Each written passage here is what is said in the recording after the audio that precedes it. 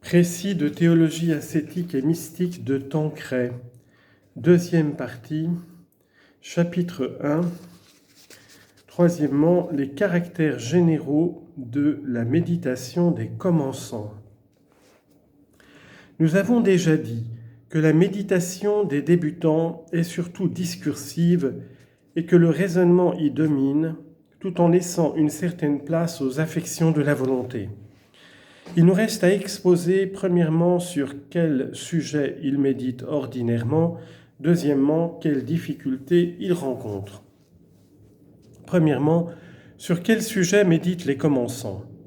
Ils doivent méditer d'une façon générale sur tout ce qui peut leur inspirer une horreur croissante du péché, sur les causes de leurs fautes, sur la mortification qui y porte remède, sur leurs principaux devoirs d'État, sur le bon usage et l'abus de la grâce, sur Jésus, modèle des pénitents. Afin de concevoir une horreur croissante pour le péché, ils méditeront d'abord sur la fin de l'homme et du chrétien, par conséquent sur la création et l'élévation de l'homme à l'état surnaturel, la chute et la rédemption, sur les droits de Dieu, créateur, sanctificateur et rédempteur, sur certains attributs divins qui peuvent les éloigner du péché, comme son immensité qui le rend présent à toute créature et surtout à l'âme en état de grâce, sa sainteté qui l'oblige à haïr le péché, sa justice qui le châtie, sa miséricorde qui l'incline à pardonner.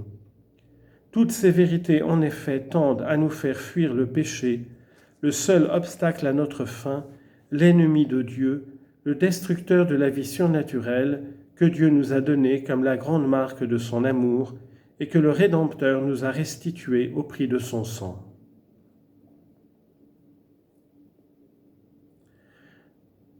Sur le péché lui-même, son origine, son châtiment, sa malice, ses redoutables effets, sur les causes qui nous portent au péché, la concupiscence, le monde et le démon. Sur les moyens d'expier et de prévenir le péché, la pénitence et la mortification de nos diverses facultés, de nos tendances vicieuses et surtout des 7 péchés capitaux, en tirant cette conclusion pratique qu'on n'est pas en sûreté tant qu'on n'a pas extirpé ou du moins maîtrisé toutes ces inclinations vicieuses. Nous traiterons bientôt de toutes ces questions. Il faut aussi méditer successivement sur tous les devoirs positifs du chrétien. D'abord, les devoirs généraux de religion envers Dieu, de charité à l'égard du prochain, de légitime défiance de soi-même à cause de notre impuissance et de nos misères. Ce qui frappera les débutants, ce sera surtout le côté extérieur de ces vertus. Mais ce sera une préparation aux vertus plus solides qu'il pratiquera dans la voie illuminative. Ensuite, les devoirs particuliers en rapport avec l'âge, la condition, le sexe, l'état de vie. La pratique de ces devoirs est en effet la meilleure des pénitences. Enfin, comme le rôle de la grâce est capital dans la vie chrétienne, il sera nécessaire d'initier peu à peu les commençants à ce qu'il y a de fondamental dans la vie chrétienne, en transposant pour eux ce que nous avons dit de l'habitation du Saint-Esprit dans notre âme, de notre incorporation au Christ, de la grâce habituelle, des vertus et des dons. Sans doute, ils ne saisiront d'abord que les premiers éléments de ces grandes vérités, mais le peu qu'ils en comprendront aura une très grande influence sur leur formation et leur progrès spirituel. C'est quand on médite sur ce que Dieu a fait et ne cesse de faire pour nous qu'on se sent porté à être plus généreux à son service. N'oublions pas que saint Paul et saint Jean prêchaient ces vérités aux païens convertis qui eux aussi ne faisaient que débuter dans la vie spirituelle. C'est alors qu'on pourra plus facilement leur proposer Jésus comme modèle des vrais pénitents. Jésus se condamnant à la pauvreté, à l'obéissance, au travail, pour nous donner l'exemple de ses vertus. Jésus faisant pénitence pour nous dans le désert, au jardin des Oliviers, dans sa douloureuse passion. Jésus mourant pour nous sur la croix.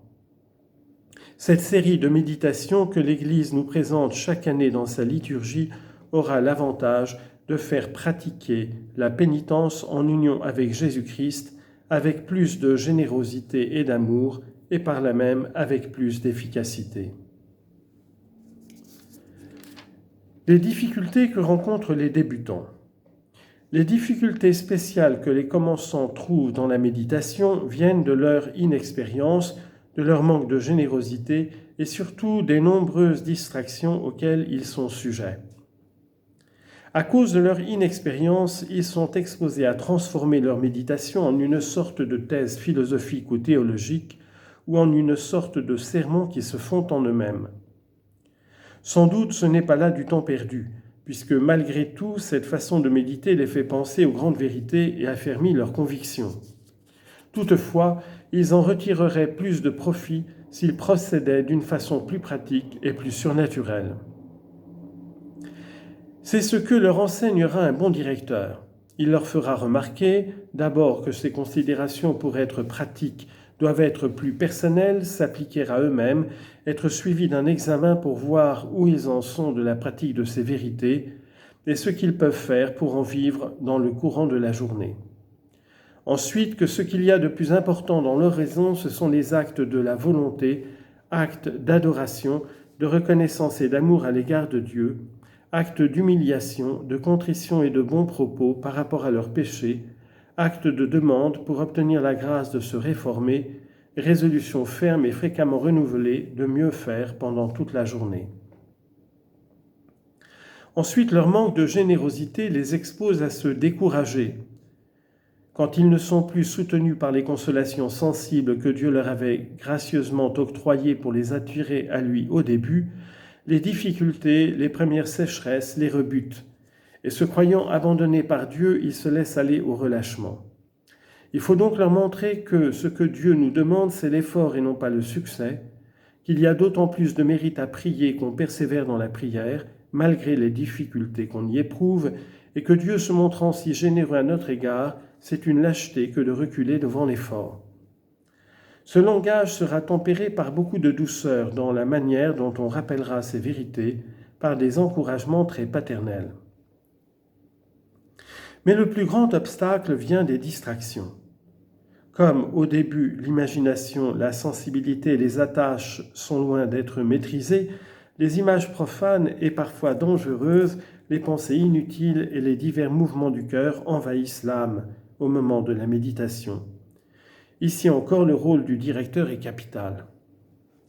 Il rappellera tout d'abord la distinction entre les distractions volontaires, on y tend note. Les distractions sont volontaires en soi quand on les veut de propos délibérés, ou lorsque, s'apercevant que l'imagination divague, on ne fait rien pour réprimer ces écarts. Volontaires dans leur cause quand on prévoit que telle lecture ou occupation passionnante, d'ailleurs inutile, sera une source de distraction et qu'on s'y livre quand même. Fin de note.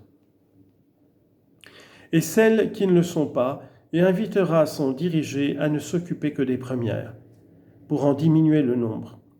Pour y réussir, il faut repousser promptement, énergiquement et constamment les distractions dès qu'on en a conscience. Quand même elles seraient nombreuses ou dangereuses, elles ne sont coupables que si on s'y arrête volontairement.